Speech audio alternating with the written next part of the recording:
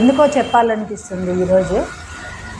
ఒకానొక రోజు అడవిలో సెలయేరుకి సెలయేరుకి గొడ్డలికి ఎలక్షన్స్ వచ్చాయి. ఎలక్షన్స్ వచ్చినప్పుడు అక్కడ బాగా ముమ్మరంగా పోటాపోటీ జరిగాయి. సెలయేరు అనుకుంది నేనే గెలుస్తానని. కానీ తీరా రిజల్ట్స్ వచ్చే లోపల సెలయేరు అయితే గెలవలేదు, కానీ గొడ్డలి మాత్రం గెలిచింది. సెలయేరుకు చాలా బాధ అయింది.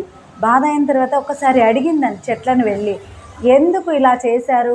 నేనే కదా మీకు ఆధారం, అంటే నీటిని ఆహారాన్ని ఇచ్చేది నేనే, మరి మీరు ఎందుకు గొడ్డలికి వేశారంటే, కరెక్టే, గొడ్డలి మమ్మల్ని, మా జాతిని అంతరింప చేసేది గొడ్డలే, మాకు తెలుసు. మమ్మల్ని నరికేది గొడ్డలే, అది కూడా మాకు తెలుసు. కానీ ఆ గొడ్డలికి ఉన్న పిడి మాత్రము మా జాతికి చెందింది కాబట్టి దాన్ని గెలిపించాల్సి వచ్చింది అని. ఈ కాలంలో ఇప్పుడు జరిగే పరిస్థితిని బట్టి చూస్తే అలానే అనిపిస్తూ ఉంది.